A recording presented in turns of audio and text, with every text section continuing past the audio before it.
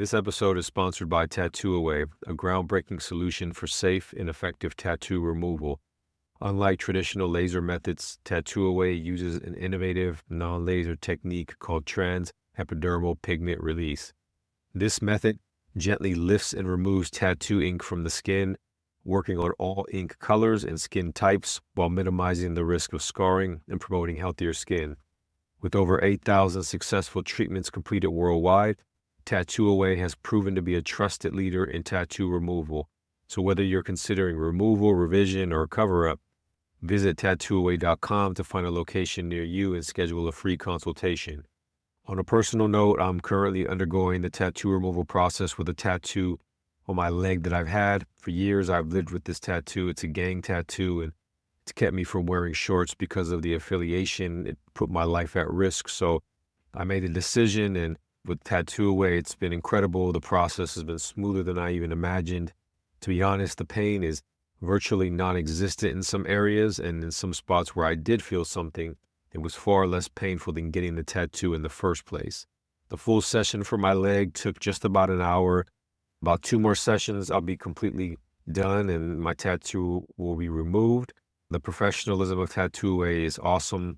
They answered every question that I had, went over and beyond to help me prepare and even continue to support me through the healing process.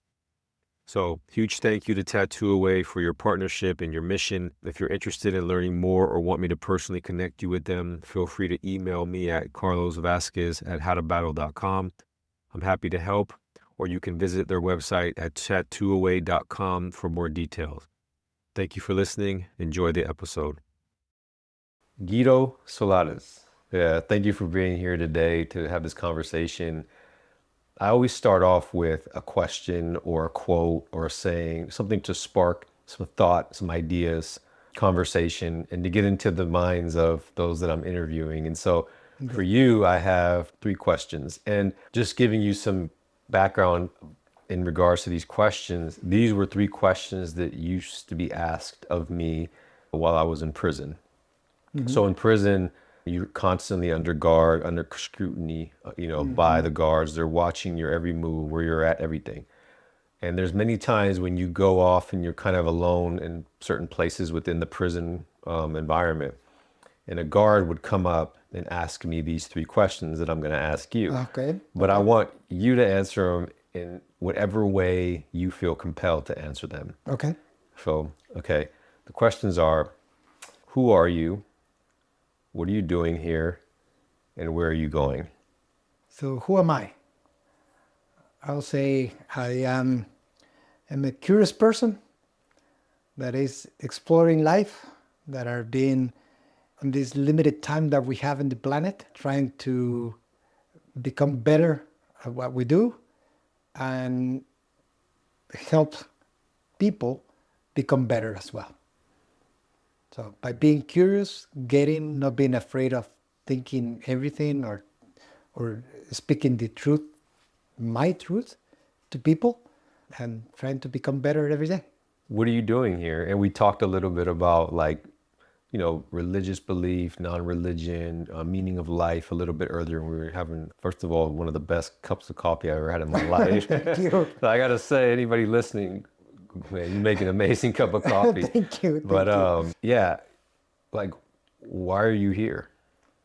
With my curiosity, I think that I like to explore life from many different perspectives, try to understand people, becoming more empathic to people's needs, to people's life journeys, and trying to figure out what things make people tick, right?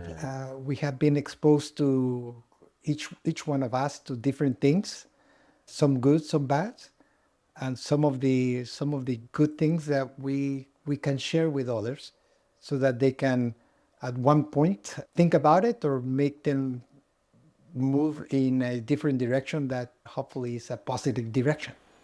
Yeah. And I saw you do that firsthand at where I met you, Youth Champions event. The youth chapters, Yeah. indeed. And I remember I was in the back of the room and you were on the panel. Your panel was made up of individuals from like the technology, science area. That's right. That's right? right. And I remember you were saying things to the kids that I really respected. And one of the things you said was you challenged them actually from that point on, sit in the front row, That's right. right? That's And right. what is that? Where did that come from? When I heard that, I was like, I want to interview you because there's something deeper there, something very profound in what you said there, and then you explained it to them. So, what Yeah. was that, and why is that important for people to sit in the front row? It was a promise that I made to myself, to no one else. Deep inside, deep inside me when I was early on in my career.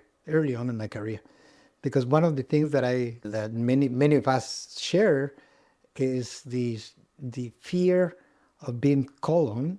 So by sitting in front in classes, usually professors tend to ask questions to the people that are in front of it. And so the natural reaction of all of us is to sit in the back until there's no more room, and so it starts getting into the front. Yeah. But I made myself a promise when I was a kid. I said, like, I'm gonna confront my fear. I'm gonna confront my fear. And the best way that I thought of how to confront it was to sit right in front, to volunteer. And every meeting that I've been, every class that I've been, whenever they say, okay, so who believes this? Who wants to comment this? Who wants to do something? Who wants to go in front of the class? Who wants to do it? Every time that I went into class, my palms start sweating because I knew that I promised to myself that I was going to be that person that volunteer, that person that sit in front, that person that will do the things. And so I knew coming into class, I was always sweating. And whenever they said, who wants to do this? I consciously raised my hand without an answer. I didn't have an answer. I didn't have anything. So I said, like, I'm going to just wing it. Right? I'm just going to think about it in the process. So the very first person that raised the hand was me. And still to this day is that same person that sits in front and every single meeting, every single place, every single conference, and every time that they ask a question, I am the first to ask. Does anyone have any question? That's me. Yeah. I know because that was the fear that I have, that many of us have, and I wanted to conquer it. And that made a tremendous difference in me because I am naturally shy, naturally introvert, that play a role of an extrovert, and I'm not a shy person. But on the deep inside, tremendously shy, tremendously not comfortable with talking to people or going into a room full of people that I don't know. I feel tremendous fear, but I become another person because I learned to play my game, that I go there and I talk to everyone and I listen to everyone and I try to help everyone that I can. Yeah, that's powerful, and I want to explore that a little bit because like me and you share that same thing. Like I'm a public speaker, but I'm also very introverted, very, I would say, shy in a way, and my confidence isn't always is what it seems on the outside, inside, Exactly. Exactly. But every time I accept a speaking engagement, every time I got to get ready to go out there and speak in front of all these people about personal stuff, it's me going to battle with those internal fears and that saying that you can't do that, don't do that, because I know when I conquer it, I step away a little bit of a stronger person. And so now you said it's the game of like just combating that, That's right. And so when you said that to those kids, that's so valuable for them to hear. Those kids needed to hear that. But I always wondered, where does that come from? Like, how come you can, at a young age, I'm going to commit to always being in the front? Like, where did that come from for you to be able to do that in comparison to some kids who think it, but then they don't act on it? On the one hand is I always was curious about our human reactions, our human interactions, what drives us to do things or not do things, and trying to explore internally the fear. Fear. What is really fear? Because it expanded not only to that, but at night when we fear the darkness, right? Why would I feel that darkness? And where is that fear coming from? And so exploring it at that time when I was thinking about it, I think that it was only exploring, didn't know what I was doing, why would I do that kind of thing. Later in life, I think that I have an explanation, and that is that with evolution, we all evolved the same. Humans have been evolving for about 8 million years. And so the one thing that we all have is fear to the unknown, fear to what will happen, fear to darkness, what is lurking out there. And that drives us deep internally into having those sentiments of fear. There's a great book that I read many years ago. It's called The Dragons of Eden by Carl Sagan. I love Carl Sagan. Yeah, you know Carl Sagan. And in that, I was attracted by the book by the name Dragons of Eden. Right? Eden as being paradise, and the dragons as being reptiles. And so the reptiles that dominated the world at that time when mammals were evolving. And what is the one thing that we all have in common? All cultures, all people around the world, there's one sign that no one has to teach anyone. Even little babies that are just born, they know it, right? And what is it? Right? Because as the brain evolves, the very center of the brain is what evolves first, and then you start growing the brain. But this is so deep into our being, our evolve, that also animals that are evolved in different branches than us also have. And that is the one thing that you can do to any human that they will understand immediately is shh. Shh. Everybody knows. Everybody knows what that means. It's silence. Don't say anything. Stay quiet. Don't move. Right? And so now the question is why? Why? Why? And that's where the name of the book comes from, The Dragons of Eden. Eden being basically just referencing to the very beginning of life, right? Paradise in religious terms, but the very beginning of life. And dragon being the reptiles. Why? Because when we were growing up and we evolved into trees, we were evolving into trees so that we will be protected from reptiles in the ground. So we go into the trees, and so that's why all mammals evolve in trees. And the shh is how reptiles do. Or reptiles do snakes.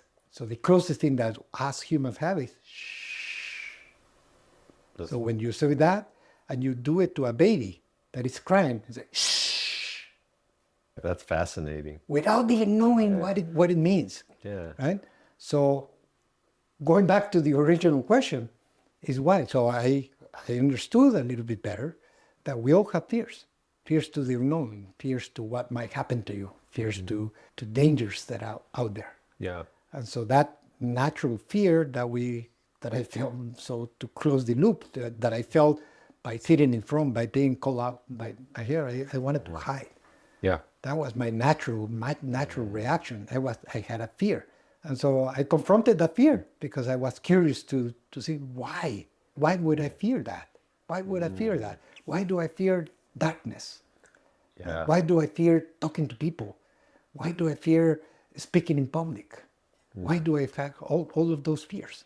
And I think that's what, like, it's like you do your response, and I don't even know if this is the answer, but now, like, just hearing your response, I've discovered the answer to the question.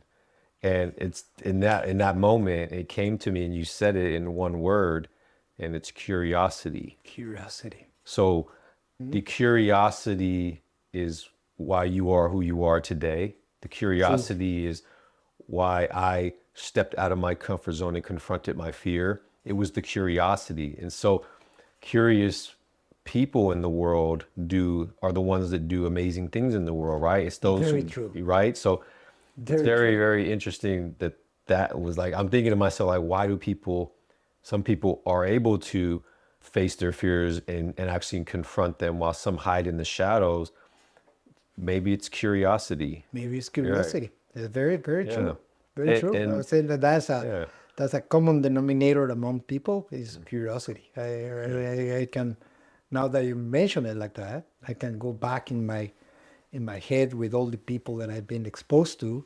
Many of them that are very successful are definitely curious people. Yeah. For sure. And going back to curiosity and just in general, like where it kind of started. You grew up in Guatemala. I You were did. born I and did. raised in Guatemala, and I you did. told me Yeah. you used to be a guy just to ride your motorcycle around. That's right. So how That's did right. you? So going back there, Guatemala, this guy who liked to ride his motorcycle around.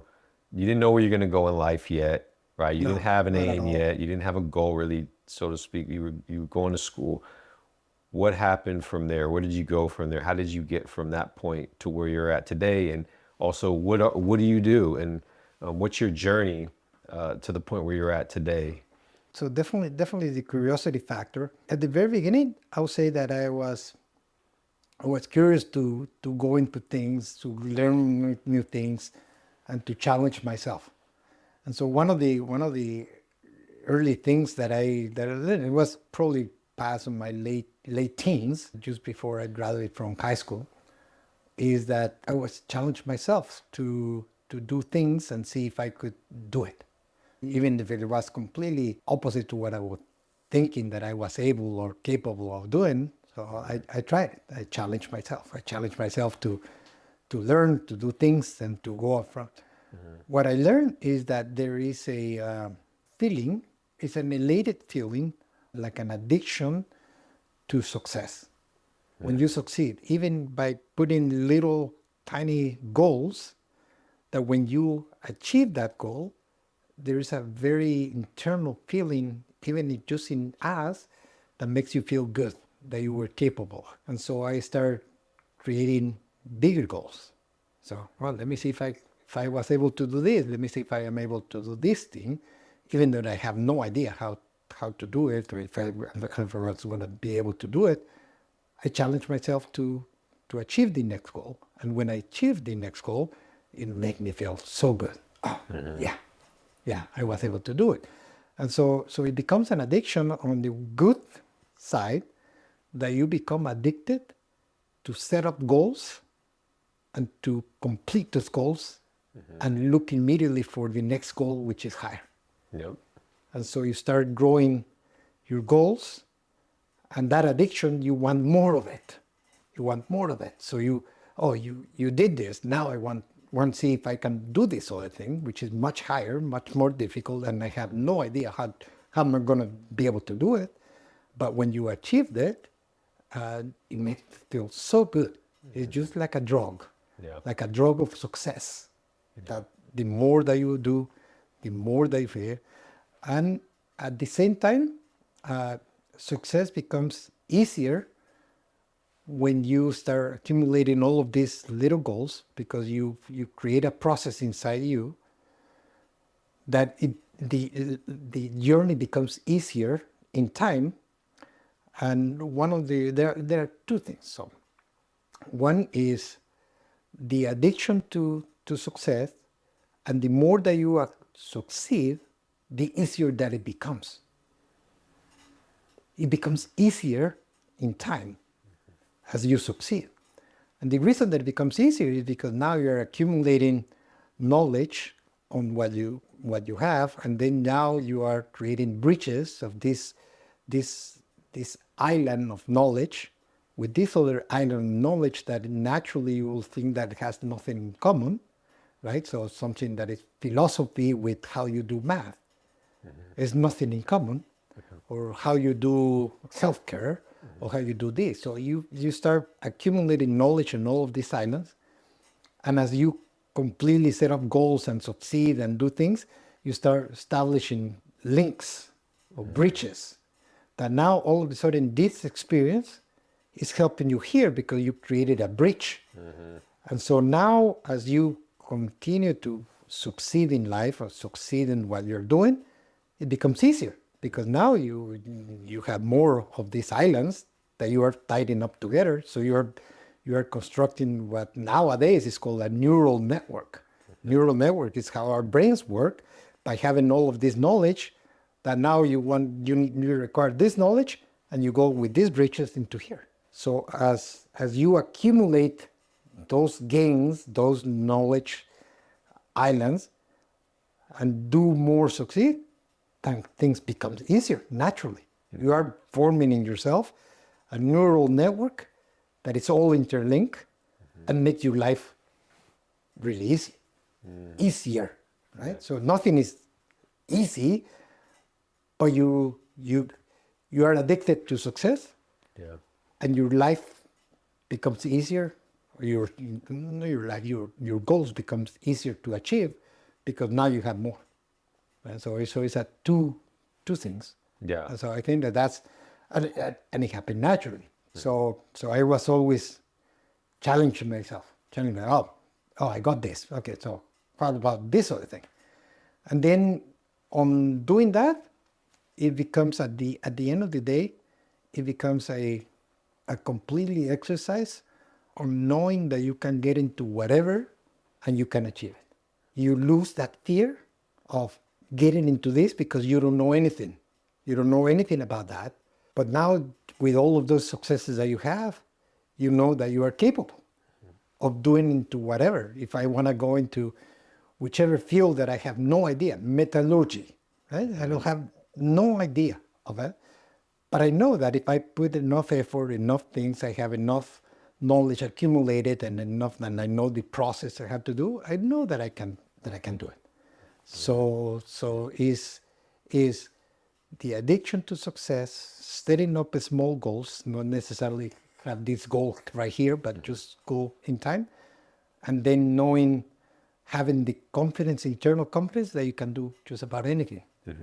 And that it comes the realization that we are all the same, that we all have it inside. There is no difference. There is no this person that is super intelligent and the reason that they did this is because they are super intelligent. It's actually false. That is not true. We all have the same capabilities. We all have them. We have different experiences, we have different backgrounds, and different desire to do something. But the capability is there. I will say 99.9999 of all humans have that capability. Whatever it is, because sometimes we hear about these people that have all of this and they have achieved amazing things, but because what we are exposed to is only the end result, never the journey, right? How many times they try, how many hours they spend, how many failures they have. All we see with successful people is the end result.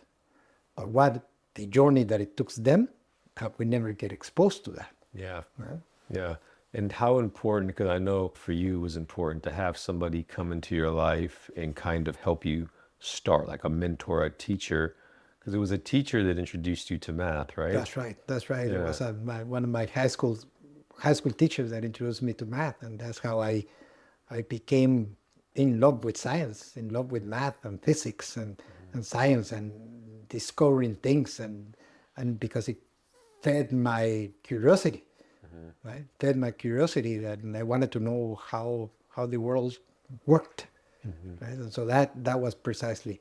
She was my mentor. I have many years ago and I even forgot who mentioned it, but it was one of those things that resonates with you. And that is that there's a distinction between having role models and having mentors. There's a very clear distinction that people confuse. And role model, you can choose your role model, and that role model has no saying on it. They have no saying if you want to choose them as your own role model. And you have the total liberty and freedom to choose whoever you want as your role model.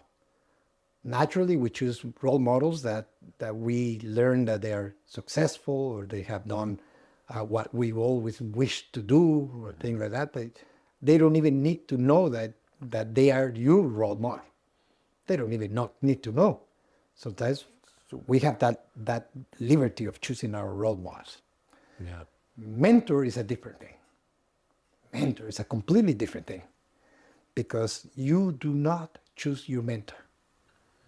The mentor chooses you. Regardless if you say, oh, yeah, I wish this person, because of what he's doing, I want him to be my mentor. That is not the natural way of that things happen.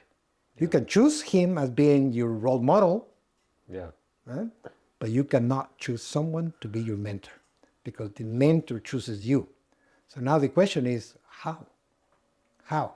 By doing the right thing, being curious, learning on your own, doing all the things, asking for help, not to digest for you, but you say, look, I've been reading all of this, trying all of this, have all of this thing, and I still don't understand that plan. When we mentor people, it's because we mentor the people that have that interest inside them, that they have that curiosity inside them, that you know that you can just mold a little bit or give it the right information at the right place or help him here. And so you see a mentee that you want to help. And so when we work on the role of being a mentor, it's because we're choosing them. Yeah. Right? If they're doing all the effort, they have all the interest, they have that curiosity, they need our help, they need all this, you choose him. Yeah. You choose him. Right? And so that's the difference between role models and mentors. Yeah, and the role model thing, it just also really highlights the importance of us making sure that we're doing the right thing because you never know who is looking at you as a role model. Absolutely. Yeah, because there's people all around that might be choosing us to role model them, as a role model. So the responsibility and the accountability of us to do the right thing is important. 100%, Carlos. And I am absolutely positive that you are the role model of a ton of people, right? Thank that you. they see in your life, that they see your transformation, that they see what you do, and how you help, how you conduct yourself, how you, you have a ton of people that for which you are your role model. They're their role model, and as you say, it's a responsibility that we all have, that we all carry. Sometimes we never know. I can tell you, I started teaching early on in my career when I was 19. And when I was 19, I that was the very first class that I taught, and I have taught probably about 4,000 people in classes. And they've been from high school to college to university to private tutoring to the whole thing. So I always have had students. And I encountered one many years ago when I was studying teaching in high school. I had, I don't know, a couple hundred people there in class. And so I just taught my class and I didn't know anything. One day walking on the street, someone stopped me. Say, hey, you. Yeah, you remember me? Say like, sorry, but I have no idea. Yeah. I have no idea, right? And it was one of my early students in high school. And this was probably like 15 years after, 20 years after. Yeah. Right? And he said, well, you were my role model. I've been following you. I know what you have done. I know what you have done, and you mold me. Thank you. Thank you for being that. And in 15 years, in 20 years, he never knew.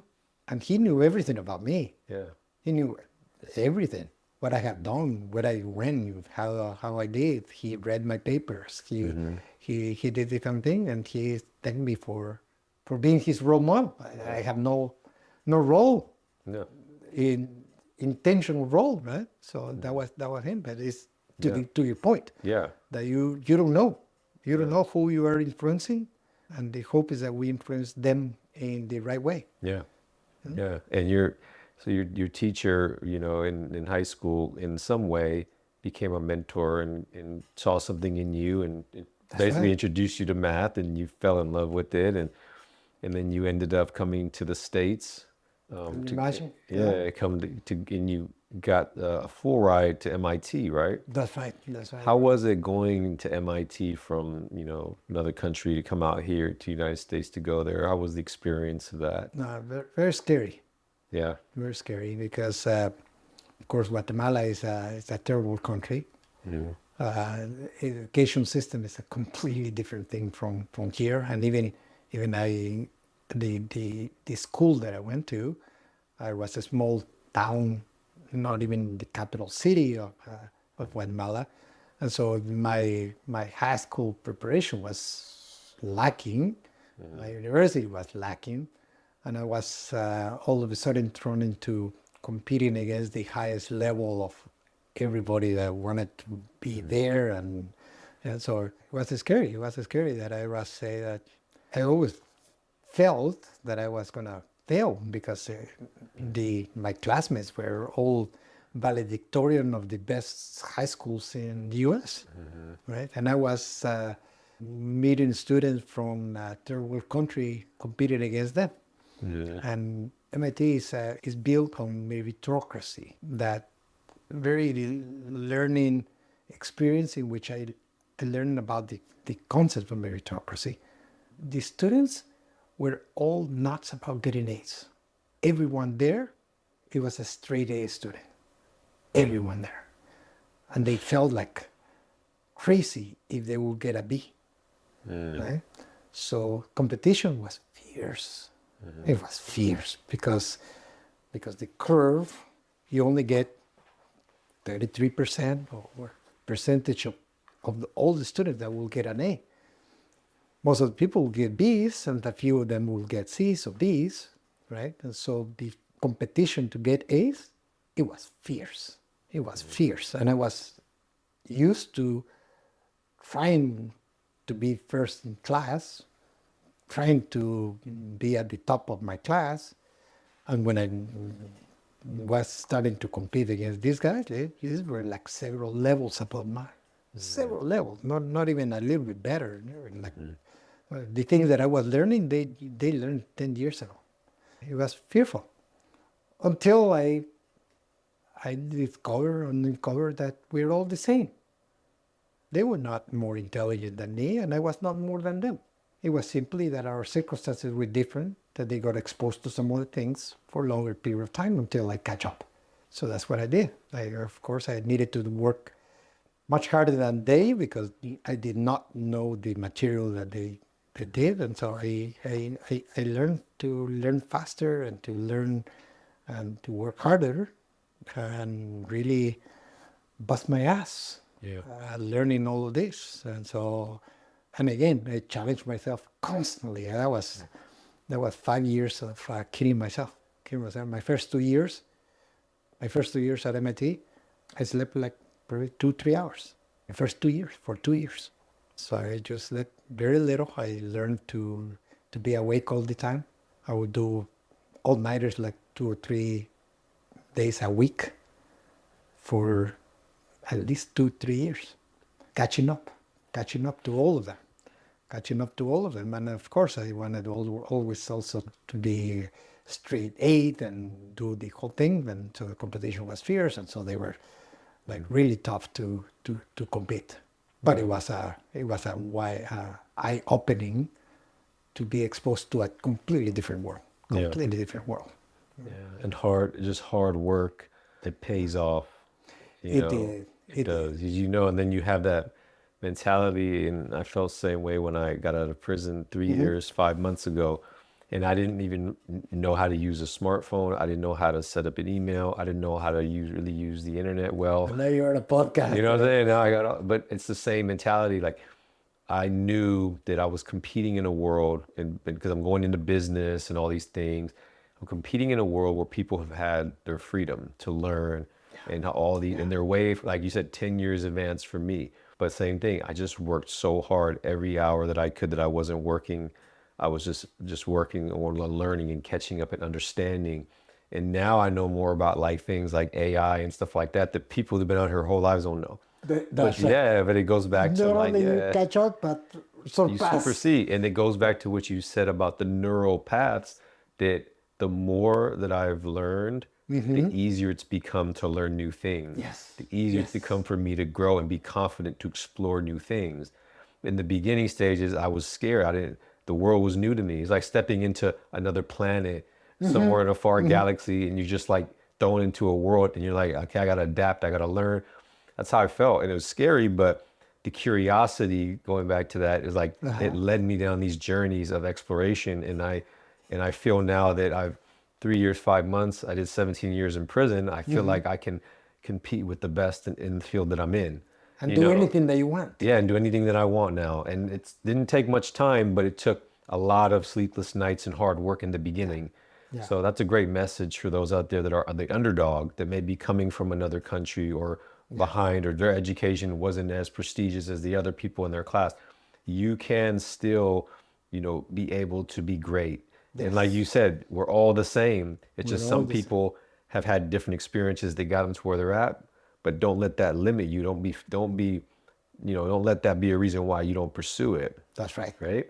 That's right. Yeah. That is exactly right. And I think that the realization, one experience that I had when I was at MIT, of course, all of these super achievers, most of the people there are super achievers, really, really hard worker. And so you are to compete against them. But after some time that you realize everybody is the same, even today, they'll try to say, oh, yeah, but there are some genius, or you're genius, you're smart, you need to be smart. No. And the difference is when you really meet smart, that you realize that everybody is just like us. It's just like us, right? Because there are some outliers. And I met one at MIT in all my career. You see, I've been for years and years and years in academic, from high school to university, to college to university, to postgraduate, to doing research. Across all of this, I have known thousands of people, be exposed to them, and I only know two examples of these outliers. Two examples. One was a little kid that was about 12 years old that I encountered when I was in university back in Guatemala, and that he was a genius. There's no other word of describing him, because he caught up in us in 2 weeks. 12 years old, right? And I was already in college. And so in 2 weeks, he caught up to us. And in 3 weeks, he surpassed us, right? So he was like out of this planet, right? That was my very first exposure to someone that is, yes, super smart, right? Yeah. One person when I was there. And then it's another person that I met in MIT, that while I was doing my degree, one degree, he was doing 5. So I got one doctorate that I killed myself to get the doctor. He was doing 5 at the same time, right? And that was not his interest. His interest was languages. So he spoke like 20 languages, and he kept learning more languages. Yeah. That was his interest. He was doing this on the side. So when you compare, and when you say, well, you're smart, or this person is smart, no, you have no idea what smart is. Right? Smart is that people that are doing all of the things 5 times what I was doing, and killing myself doing, and not sleeping and doing all of this. This guy was doing it as fun 5 times. Right? So that person, yes, yeah, that person is completely smart. But other than that, those two, out of the thousands of people that I met in my life, 2 are genius. The rest, all of us, are normal intelligence, normal smartness. There's no one of us that is more smart. Probably they know a little bit more because they have read more, they have exposed to this, they know more, yes. I accept that. But that they are smarter because they know that? Absolutely not. So when you realize that you have the potential just like everybody else, the exact same potential, that is just about the grit of achieving what you want, is the desire, is to have the perseverance of achieving what you want. That is the only difference. The smartness, there's no excuse and say, oh, I'm not smart enough. That's not an excuse. Yeah. It's not an excuse. It's, I don't want to do it. Yeah, okay, that's an excuse, right? I don't want to set up a goal. I don't want to work hard. Yes. Yeah, that's an excuse. But that you cannot do it? No. That you're not capable of doing? No, that's not an excuse. That you don't have the intelligence to do it? No, that's not an excuse. That you're not smart enough? No, that's not an excuse. Yep. You're so right. And I completely agree with that. And I've seen it with my friends that, we hang out, 3 guys, and I've interviewed them on my podcast. Gianni, Bryson, Trayvon, these guys are some of the smartest people I've met, and they grew up in environments where people would say all the excuses in the book. I grew up poor. I don't have this. The system is designed to not let us succeed. But these guys are the guys who said didn't believe that and just and now they're doing amazing work in the world. And we were all in prison together. So I Wow. truly believe that it's not. It doesn't matter. Like you may not be as smart as where a person is currently right now, but you can get there, Absolutely. right? You can get there, 100%. right? And so I truly believe that. And those two outliers that stand out, the kid, the 12-year-old, and then the guy at MIT doing 5 degrees at one time. What do you think, like, how do you think, where do you think that comes from? Those, like, their gifts, and if so, is it more of like something that they're born with, a gift, or is it like, I always wondered about those savants and those That's people right. who, like, where does that, what is your perspective on that? It's evolution. Right? It's evolution. Definitely, those savants are amazing. So they have developed an understanding that is completely different than most of all. There is a variety of the genome for people that sometimes those outliers that happen one every, I don't know, 100 million people, right? That are different. And that's why I think in many cases these savants are really good at one thing and really bad and awkward in all the other things. So somehow the evolution on them, whatever gene it click or did not express itself, provided that, but it's very rare. Yeah. It's extremely rare. There's one savant that became famous. I forgot his name now. That is the only one that have in been able to describe a little bit of his thought process, especially he's extremely good at math. And so the way that we do math is completely different than the way that he does, because the numbers appear to him, form all the answers in front of his head, while we are used to, in our head, to put the numbers here and imagine the numbers that we are putting together here. So it's a mechanism to say when you're adding two numbers, you can in your mind immediately know the two numbers and see the answer. But he gets it like all the numbers moving around and all the things, and so he's describing all the answers when they ask all this very complex math question. All the numbers come in here, and then he gives the answer. Completely different, completely different way that we most normal people like us will come up with. Yeah. Where it comes from, who knows, man? Who knows? Who knows that? Yeah. Right? There've been cases of people that have a photographic memory, for example. Yeah. Right? And there is pretty amazing when some of these people, and some of those people have gotten photographic memory from being hit in the head. There are a few cases in which someone was involved in an accident, and all of a sudden something happened in his brain that became savant. And what is photographic memory for those who don't know? Yeah, photographic memory is having the ability to never forget things. And so photographic memory is that they remember exactly how weather was, what day of the week, what they were actually doing, what was in the news 10 years ago, right? So I said, what were you doing in February 2nd of 1982? Oh yeah, on that day I wake up at 8:30 in the morning and I did this and I had this for breakfast and someone rang at my door and it was this. It's photographic. They never forget. They never forget. It was like, it's like me recalling yesterday, That's right. but I could do that with every event in my With life. every event in your life. That's, yeah, I don't know if If it's a good thing that's or a good thing or a bad thing, right?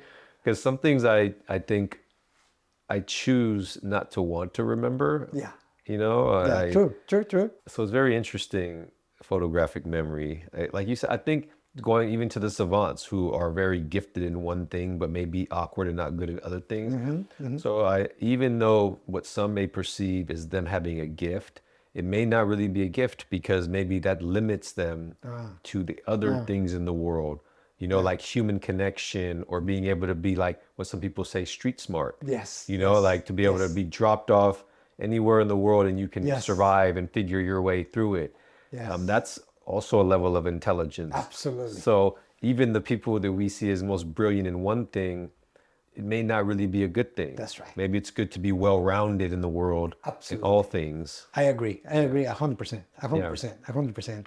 I think that it's more important to be well-rounded than just be super smart or super intelligent in one particular field.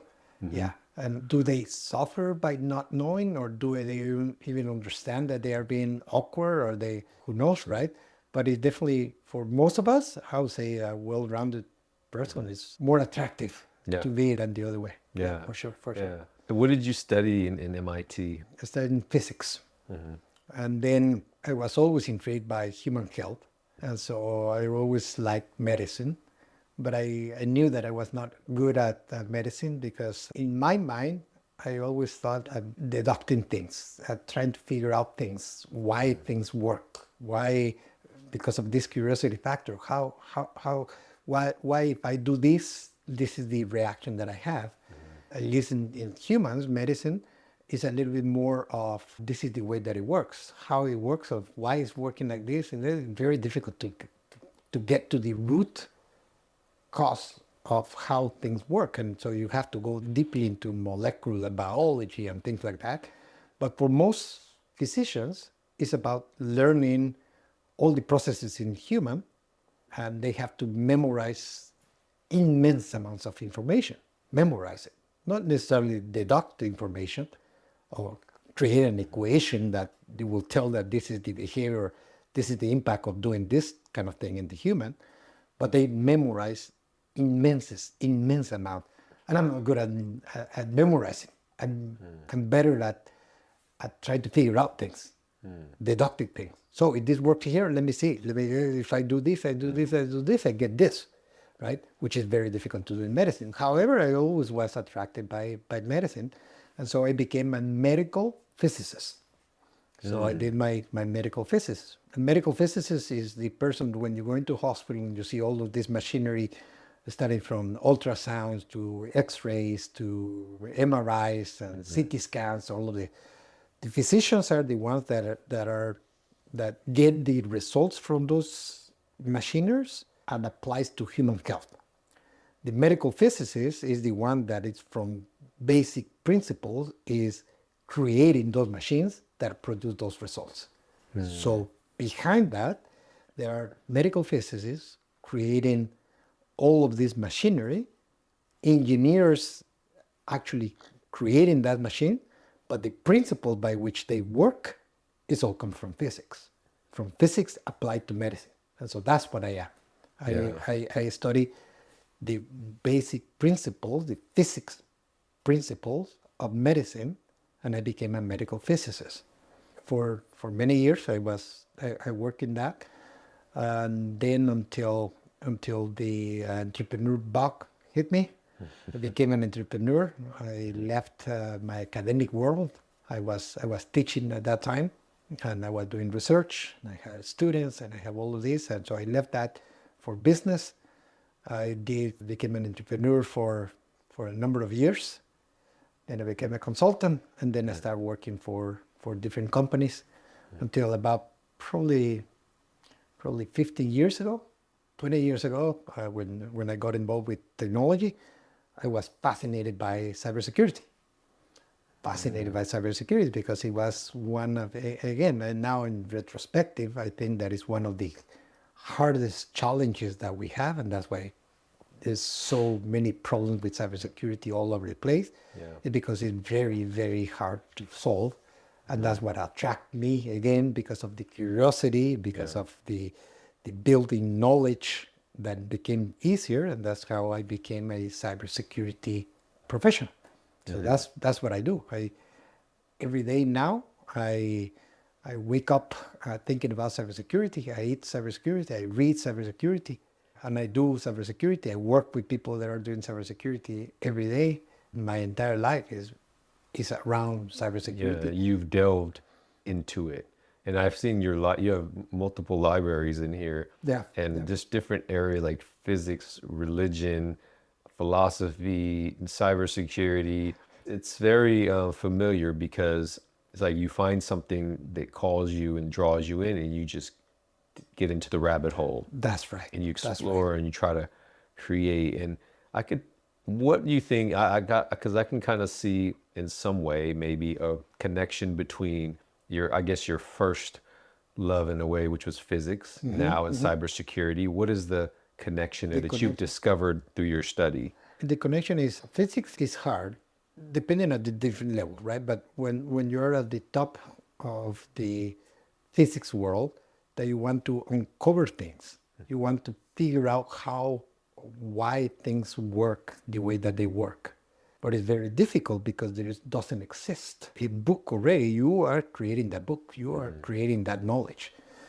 So it's a state of the art knowledge that you are creating. And so that is where, and that's why it's so difficult, because sometimes there's old thought experiments, not necessarily experiments, because some of them are very expensive, some of them are nearly impossible to do.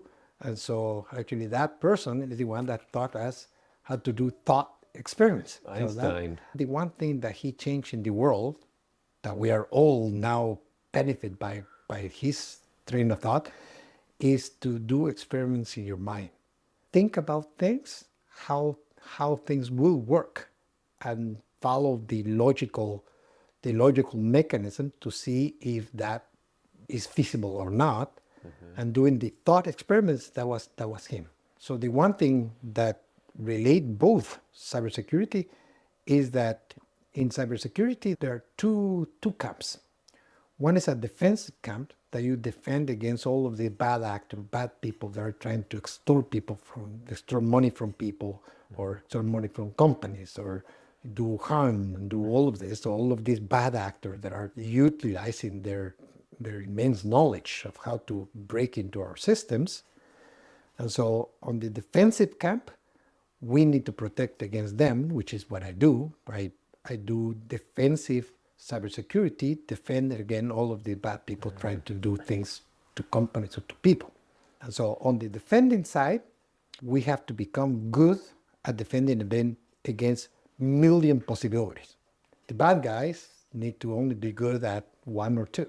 The bag of tricks is two that are they become really, really, really good at using those techniques, those tools. And they use the tool in all of those. And so you have hundreds and thousands of all of these bad actors that are specialists in doing this and this and this and this. So we as defenders, I need to be versed in all of different mechanisms that they are using to defend, to be able to defend. And so and that's one of the reasons that it's really, really difficult, because it could be, whenever you're looking into something, it could be 1,000 ways in which that can happen. So it's not easy to figure out, oh, this, Yeah. or how about this, how about this. And so it's a logical process in which you start creating, by looking at what is happening, you start creating a picture in yourself. As a friend of mine says, story in you. Yeah. So you start creating a story to see what happened, and so how you protect it. And so it's very similar to physics in the way that physics is the same. You create a story, you create a theory, and then you collect all of this evidence in which you try to see if your story holds or not, and it becomes solid or not. And the same thing in cybersecurity. So it's a very separate thing, but have that thing in common. Yeah. Right? And the curiosity factor is right behind both of them. Yeah. Curious about how the world works, and curious about how these bad actors are trying to attack. It is a discovery. It's curious to see how it works, and how you protect it, how you figure out things. Yeah. How big of a threat is like cyber attacks and things like that to like the United States of America? It's like, I mean, can somebody like hack in and just like steal everybody's money or cause things to happen, within the military? Is it that extent or is that kind of something we just see in the movies? I always wonder because I'm not very well versed in like the cybersecurity The space, cybersecurity, yeah, but yeah. I know that with technology continuing to advance, it's only going to make it more difficult for guys like you Absolutely. to defend it, right? Absolutely. So how big of a threat is it now and in the future? Yeah, it is a huge, huge threat. I can tell you that with AI, with artificial intelligence, it's becoming easier for the bad guys, easier for the threat actors to attack. The level of knowledge that you need in order to be successful as a bad actor to attack has lowered. Before, you really need to have this much of knowledge to really figure out. Now that is this. So that means that a lot of other people that didn't have the skill set to be successful at attacking, now they can. Because artificial intelligence is providing them the knowledge, the tools to be able to do that. How big of a threat? Yes, it is threat. So if you can imagine that CISA, which is the Cybersecurity Infrastructure and Security Agency for the US, so it's the agency that controls the intelligence for cybersecurity in the country. Right? It's a federal agency, right at the top of all the different agencies on the cyber area is right the agency that sits on top. Last week, they put a note basically saying there's no longer conversations in phone that are private. Wow. Because China has infiltrated all the telcos, all the ISPs, basically AT&T, Sprint, Verizon, all of them. They have infiltrated them to the point that they can hear any conversation from anyone. Wow. And this is in the US. So that means that these phones and your phone conversation, you don't even know, but your phone conversation can be listened to. There's no secrets that you can have on phones, on conversations. And that is at the global US. So the top agency for cybersecurity is advising people and executives and government officials to use encrypted applications because their phone is no longer trustful. Yeah. So somebody could potentially be listening. It's accessed. Yeah. And it's Chinese and Russians. Yeah. Chinese so and those Russians. are the biggest like the threats to our security is China and Russia. Did you say? There are a number of groups. There are when you look at in cybersecurity, there are two groups. One that we call the APTs, and the other one is just cyber criminals. So cyber criminals is they are motivated by money. Yeah. They want to do ransomware. They want to get into your bank account, extort money from like you. the kid in his basement type That's of right. scenario. That's Yeah. right. Okay. That's cyber criminal, right? And then is the other group, which is the state sponsor, basically meaning that a rogue government is sponsoring them, give them all the tools that they need, put a big office building with all the computers and all the internet connections and all the things that they need. They hired them to hack into Western countries. So the typical ones are, of course, Russia, number one. Russia, number one. China, Iran, and North Korea. Those are the four. Yeah. Those are the four. But out of which the ones that are more associated with cybercrime and the state sponsor is Russia. Yeah. About 80% of all the ransomware that we hear in the news, all these companies that have been hacked and forced to pay a ransom to them, most of that money goes into Russia. Chinese, they want to get all the intellectual property from the US, from companies and from the government, to be able to have all that information. And so that's why they hack into every single phone company in the country, to the point that the government said, well, no longer any conversation is private anymore. Wow. And there's really nothing you can do about that? No? Not much that we can do. If they target you, no, you're done. There's no company. The only computer that is safe from cyber attack is one that is disconnected, doesn't have power, and you remove the hard drive from. That one is safe. Wow, yeah. Other than that, there is no computer that is safe. Yeah. There are some people that are really, really good at what they do, or sometimes there are groups of people that are really, really, really good at what they do. Yeah. And no matter what we do, you try to, as we always say it, is you don't want to be the person that outruns the bear chasing you, but you want to be faster than the next Yep. door, so that if they caught it, they caught him, not you, right? Yeah. So you want to run faster. So it's kind of the same thing.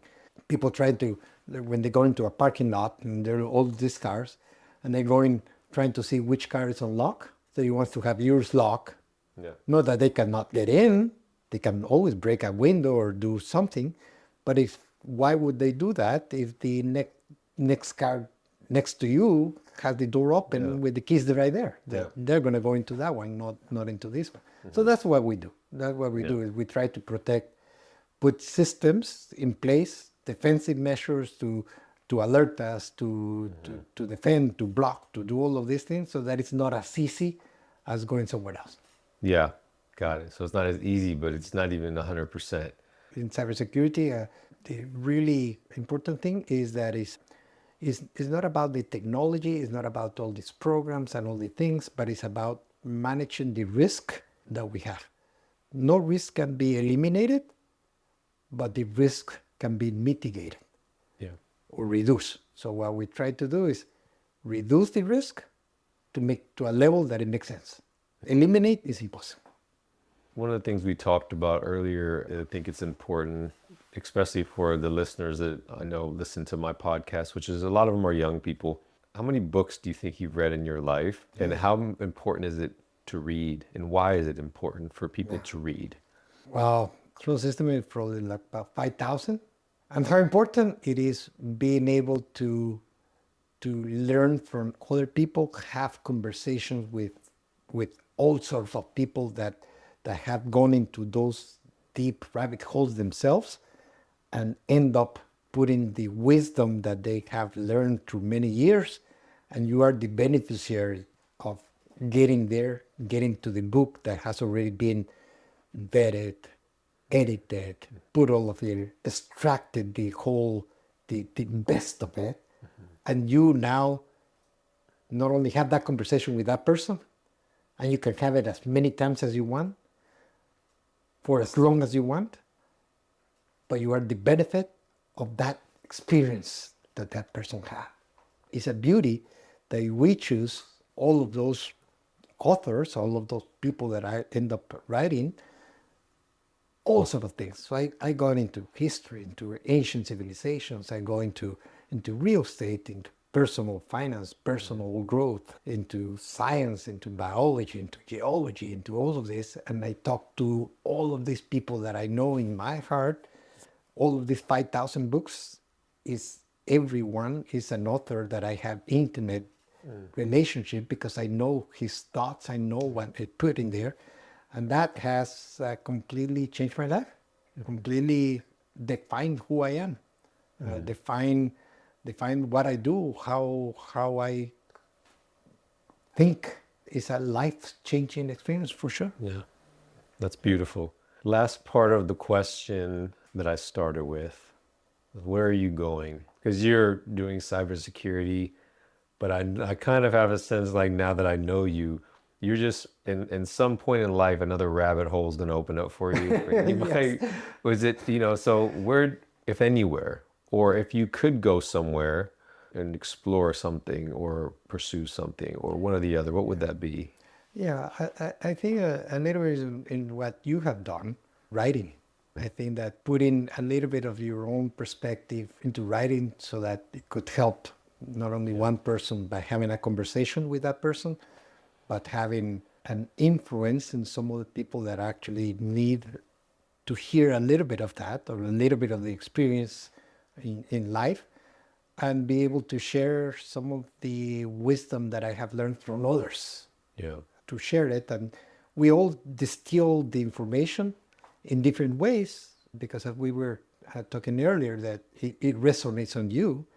And so it's a beautiful privilege that we have when we encounter someone like you that have been able to be exposed to this life journey and distill all the good things of all these people that you know. And now you put it into your own perspective, because that's what now is molding your life. And having the privilege of reading what you put there is a privilege that we have. It's a privilege that you are giving someone else. They're putting your thoughts. And it's, in many cases, some of the best books that I have read, little tiny books that took 10 years to write. There is a saying, and who knows who is attributed to, they say Mark Twain, but who knows? They say, I'm writing this long letter because I don't have time for a short one. That's deep, very profound. Very profound, because that's usually some books 900 pages, but sometimes you find books that are 30 pages, but it took 10 years to write. Yeah. Because it's distilling all the information. You can write a book easily, 1,000-page book, and if you put everything you have with it, but that's not the book that you write. The book that you write is the one that you extracted the really meaningful, that resonated with you. Now you made it part of your life. Now it's yours. It's not them anymore. It's yours. And now you're combining it with the wisdom that other people are giving you, and now that is making you. So that book, tiny book of wisdom, is amazing, profoundly. And so that's the opportunity that we have when we read into someone else's life, right? So it's many lives. So your experience of all the years that you've been in prison, all the exposure that you have with all those people, and now we are the benefit of reading what you wrote, what you distill out of that you want to share with us. Yeah. It's profound. It's a privilege. Yeah. And so you're one person. Imagine 5,000 books. Yeah. People doing that. And so, of course, there are many, many lessons in life that you have that we are going to be taking, and now is not going to be longer yours, it's going to be mine. Right. After I read it. After I read it, it's going to be mine. And now I'm going to incorporate it into my life, into my way of thinking, into how things click. Yeah, that's powerful. And I think that, like you said, one of the greatest gifts, you've done so much. You've published, papers on Google Scholars. You've done so much great work. But one of the things I think that a gift you can give to the world is to put like your thoughts into that book, so that one day when somebody picks up, they can have that intimate conversation with you and get to know more into you. That's right. And your perspective. And those books, like you, changed my life for me in solitary confinement. For men I read that I never would even meet. Most of them had already been gone. They're in history, and some are still alive and I've never met. But these people don't know the deep impact they had on me through their words. So it really inspired me to do what I do today with writing and just speaking and sharing my knowledge and wisdom, and always trying to be better for those that look at us as role models, and those that I choose to mentor. Absolutely. So yeah, I think it's a beautiful thing, and I'm just truly honored to be able to have this conversation with you. I knew I would have this conversation with you before I even introduced myself to you.